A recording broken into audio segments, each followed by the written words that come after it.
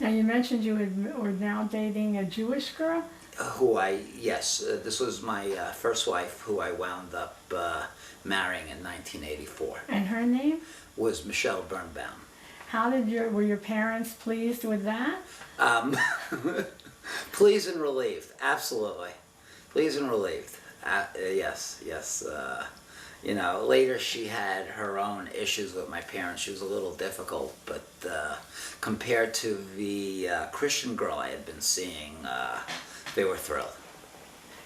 Were they involved now with the wedding planning? And was the wedding here, or where did Michelle live? She lived in Long Island, and the wedding was in Manhattan. Were your parents involved in Yes, my mother, they helped finance it to a great extent, because she didn't have money or parental support, really. And so my parents did a lot in financing. I also provided some money for it. How did she have parents, or did she have family?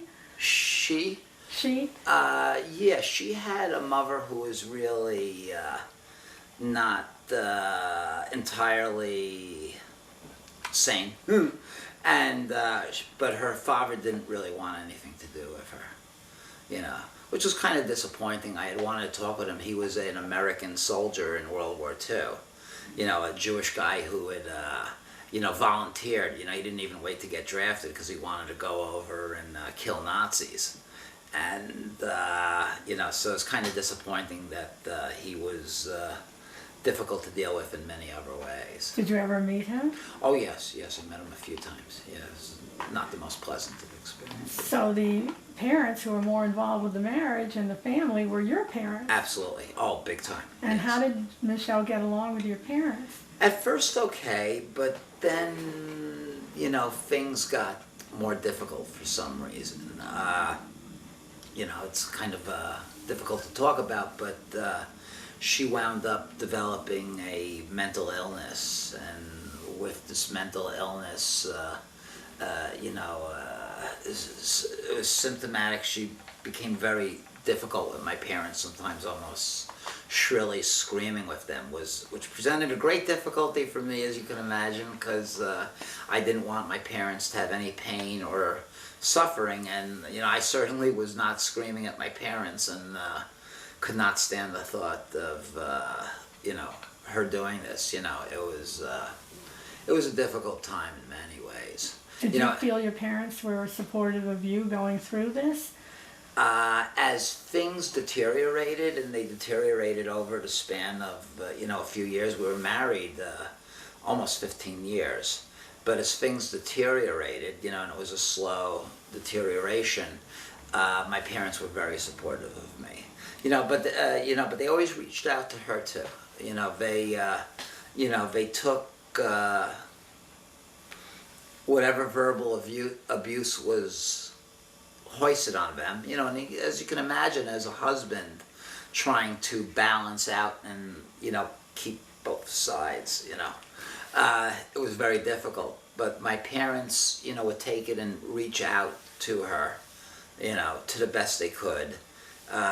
When things were finally done, my father's, said, thank God you did this, you did the right thing. So he supported your decision to divorce? Yeah, in fact, by the end of it, she had really become acutely ill by that point, and again, it manifested itself in an anger directed towards me.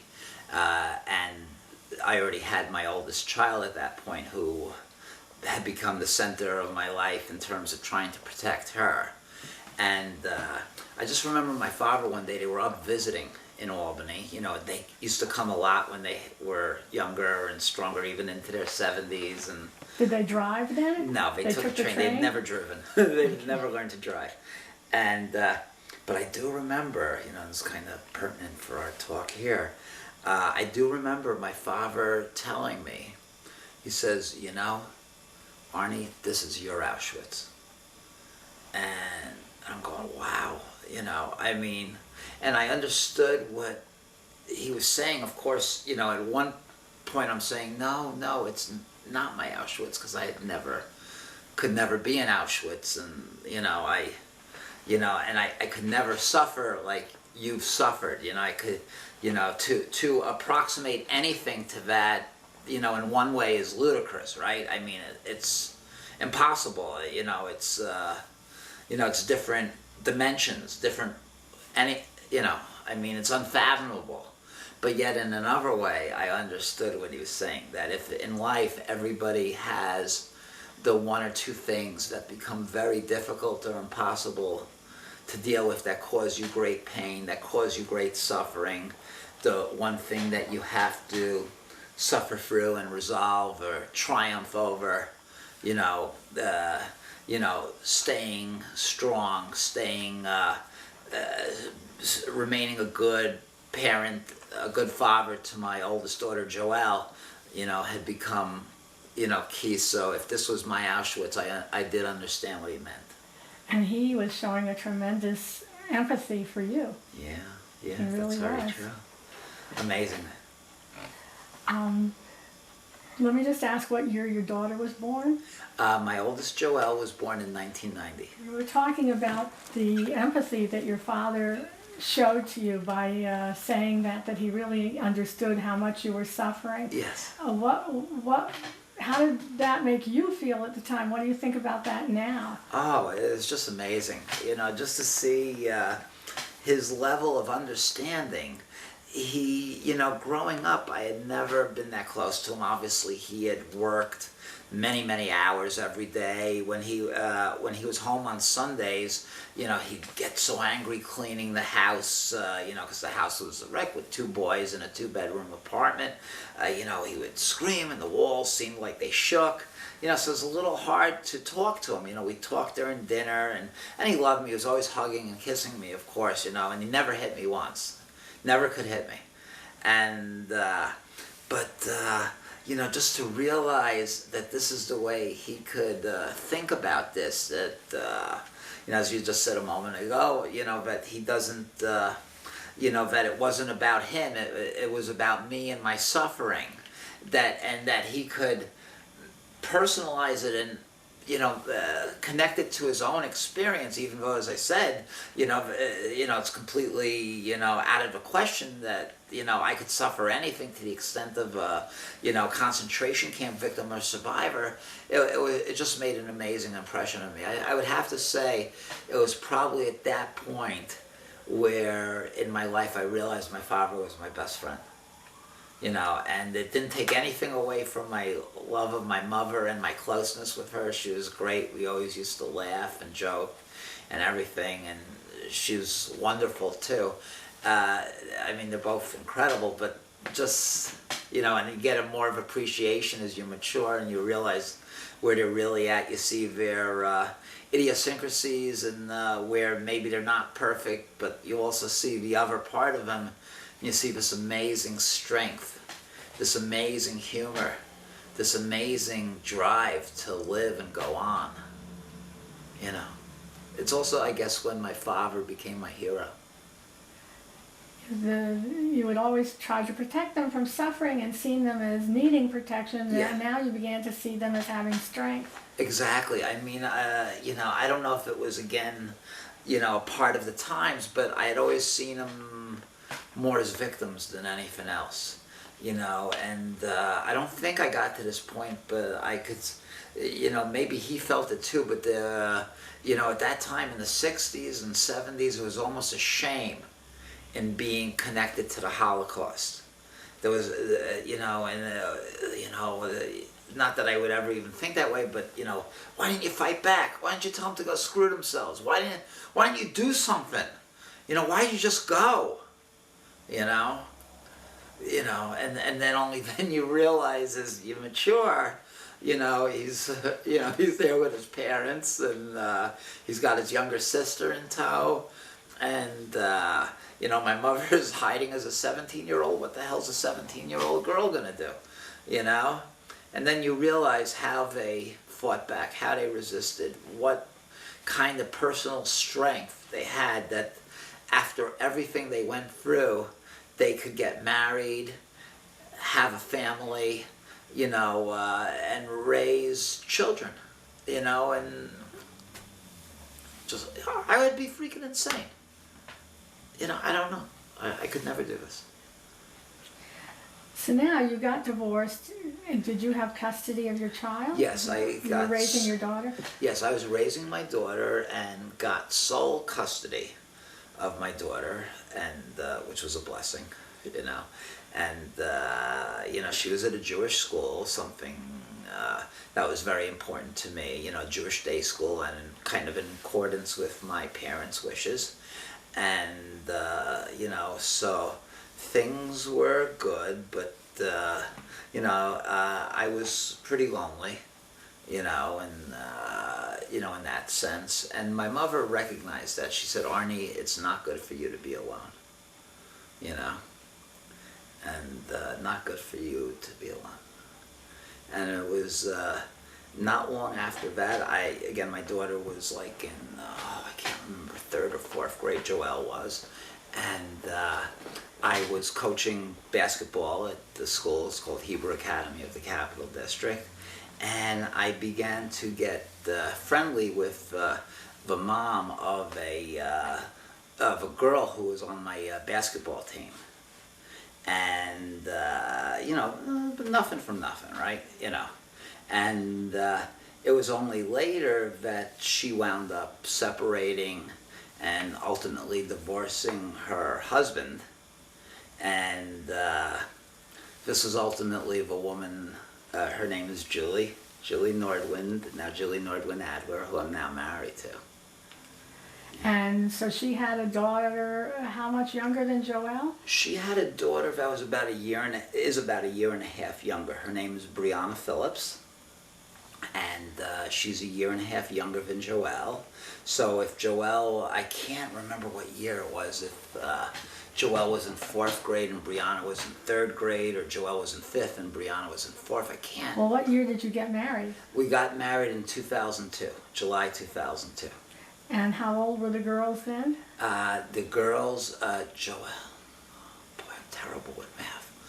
What year was she born? She was born 1990, thank you, and it's pretty easy, 1990, so she was about 11 or 12. Yes, and, Yeah. and Brianna would was, have been about if 10. Brianna was born 1992, then she was about 9 or 10, yeah. Yeah.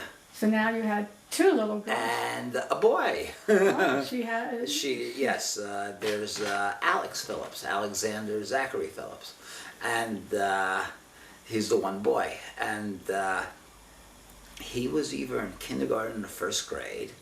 He was such a cute little kid, and you know, so I have a boy. It was kind of a massive impact for Joelle, going from an only child right away to all of a sudden having 2 siblings. Mm. Now, did you have? How did you keep your home in terms of Judaism? Oh, very strong. At that point, we were going to synagogue every Shabbat, every Sabbath, and you know, we would mark Sabbath in the house. You know, at that point, all 3 of the older kids were going to Hebrew Academy. I say older kids because subsequently there are more. Oh. But So when were they born? Sivan Chava Adler was born in 2004 on So June 6 years 4th. old? Yeah, so she's 6 now. And Gavriela Mayan Adler, or Gavi, was born April 17th, 2006. 4 years old. 4 years old, yes, yes. And, you know, That's so, nice. yes, it's nice because it kind of unified the entire family, having the 2 little ones together. So, on your wife's side, did she have parents? She unfortunately lost her mother at the age of 50, when her mother was 50, to, and I can never pronounce this, it's the cancer associated with asbestos. Mesothelioma? Correct, yes, yes. And, you know, so I never had the privilege or opportunity to meet her. She was born even before, her name was Barbara Cohn Nordwind, and she ultimately never had the opportunity to meet any of her grandchildren. Brianna is named for her. So she had a father, though. You knew her father. Yes, yes. Her father, Willie Nordwin Jr., and Willie Nordwin Jr. now lives with us. Oh, full Welcome, house. So how did your parents feel about this marriage, and how did they get along with Willie? And That's a very timely question. First of all, they absolutely adore Julie. They realize that Julie and I have, and we've been married now more than 8 years, are, perfectly suited to each other, like bread and butter kind of thing. And so they love her very, very dearly. They took her in immediately, While I should say, being the kind of persons that they are, still giving a kind ear to Michelle if she'd ever call them, to my first wife. Does she continue? Occasionally, occasionally. It depends on her mental state and stuff like that, but occasionally she will call them, and my parents continue to, at least in that extent, to be welcoming to her. They can't understand at this point, Michelle's father does not speak to her. And the mother, again, is not fully sane. And they, I think from their own experience, they can't imagine a father not being willing to talk to a daughter. How could anybody do that? Right. It doesn't make any sense to me either. I couldn't imagine this. But so they continue to lend her an open ear, but yet they, fully adopted Julie as, their daughter. And do they enjoy having all 5 grandchildren? Oh my goodness, yeah. Yeah, the teenagers, they kind of do their own thing, and, Joelle, who had more time to bond with my parents when they were younger and healthier, was certainly able to, now, sees them a little more often than Brianna and Alex, but my parents love Brianna and Alex as well, very much, and of course they're, absolutely crazy over the 2 little ones. Now your brother, where does he live? My brother, it's kind of a sore subject, unfortunately. My brother lives in Dobbs Ferry, which is about 10 miles north of here, and he, for some reason, which I still find very difficult to understand, has a very limited relationship with my parents, which is probably, I unfortunately do not have a very good relationship with my brother, probably motivated to a large extent by the fact that I don't think he's good to my parents. And again, this is something I've tried to understand. I think I understand it, but I don't accept it. I just recently saw there was a show on the Sundance channel. I don't know if you've ever seen this, called Children of the Sun, and it was about children back in the 50s growing up on kibbutz in Israel. And they lived in a kind of in this socialist environment where the kids didn't live with the parents. They lived in youth housing in their own building, and while my parents would, so my brother was 6 years older, so before we came to America, he lived in this youth housing for 6 or 7 years. And I think, based on what this program said about a lot of kids in that situation, they never bonded with their parents. And I think that may have been the case with my brother. He never really bonded with my parents. He is never... my parents' experience during Hashoah, during the Holocaust, are integral to my life. In fact, it might be one of the events in this world that has defined the way I view things, or who I am, and he's never, he heard the same stories I heard, but never took it any farther than that. And at this point doesn't have a deep relationship. Yuda, if you ever hear this and somehow we reconcile, please accept my apologies for saying this. I hope that one day what I'm saying now is not true, no longer the case. What about, does he have children? Yes, he has 2 children. Do they see their grandparents? They have a son, David, who's almost 30 now, who does not see them much. They used to see each other a lot more when they were younger. And they have a daughter, Cheryl, who's in college. I believe she's, probably, she's a year or 2 older than Joelle, so she's probably 21 or 22 now. And she has come a few times to see my parents.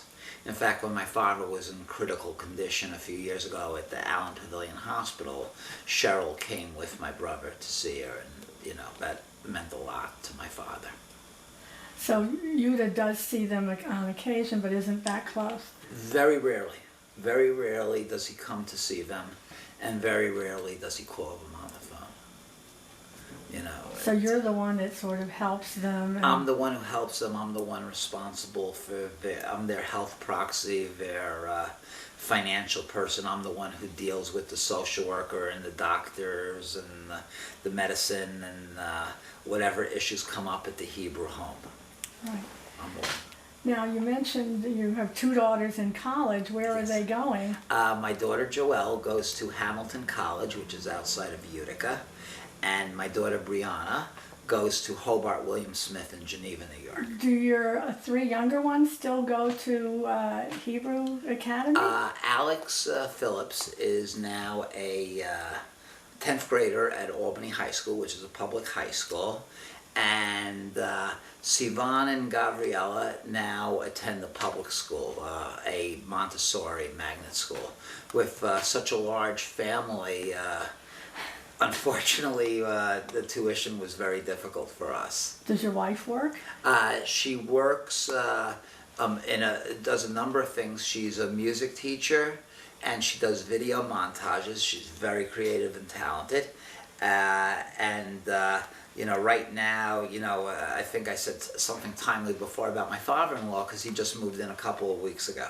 But right now she's spending a lot of time helping him to get settled, supervising some rehabilitation in our house, some construction to make the house handicapped accessible for him. If my parents had needed housing, the door would have been open for them too, but they always had wanted to stay in Riverdale, living in the same community they would have been complete fish out of water up in Albany. But Julie's father needed someplace to be, and I'm a great believer, that one has to, if a parent wants to be with us, we have to accommodate that need. Now, are you members of a synagogue? We were previously members of a synagogue. We've taken a little hiatus again from that. We were members of a conservative shul up in Albany. It was a shul we got married in. We love it very much. It's just, we found that right now, first of all, membership was very difficult for us financially. And we've also, when the kids were little, it was kind of difficult going in there for Shabbat services. It was a little, they're a little disruptive. How have you handled talking to your children about the Holocaust? And do they ask questions? They don't ask so many questions. I've kind of taken an almost similar approach that my parents kind of took with me. I've, kind of introduced them very slowly to the issues, and it's actually very hard because I don't want them to get too sad, but yet they have to know about it too. I've shown my oldest, Joelle, some pictures, Brianna and Alex a few as well. For a little Sivan and Gavi, I've tried to focus on the positive so far. Well, not the positive, but what I've done is I've shown them, I've told them that Saba, which is what they call my father, grandfather in Hebrew, was in a very bad place. and he was a prisoner there, and he was that it was a very bad place. And I've shown him, I've shown them pictures, which I actually have here, of two of the American soldiers who liberated him. So I show them pictures of the cool tanks that came into Ebensee to liberate them. So I've just kind of shown them a few things so far, you know, and Your older children must have learned something in school. yes, they learned in school. Actually, in the Jewish school, every Yom HaShoah, Holocaust Remembrance Day, they would, you know, they would put on, they'd meet them at the hall was blackened, you know, the lights were off, and they'd make them put on a star, which the first time I heard about that, I got very upset. You know, I said, my mother tore her star off. I don't want you putting a yellow star on my kid. You know, but Did you I tell them that did in not. school? No, I did not. I said this more to myself. I restrained myself. I understood the message they were making. I also understood that, you know, my kids, you know, at the age they were not, you know, integrated in that manner anyway. So, you know, it wasn't going to cause them the trauma that it probably caused me thinking about it. Did they ever relate this to your parents? That somebody put a yellow star on Or my kids? that what they were learning in school about the Holocaust related to your parents? Not really. No, not that I recollect. You know, again, Joelle had spent the most time with them, and I don't think, you know, my parents, you know, as much as my father was taught at a certain point, by the mid-1990s, by the time, say, Joelle was 5, my father was taught, you know, after the interview at Adaf Israel and, you know, the conservative synagogue in which you conducted the interview, and some other things we did together to mark his time in Ebensee, which I can tell you about. He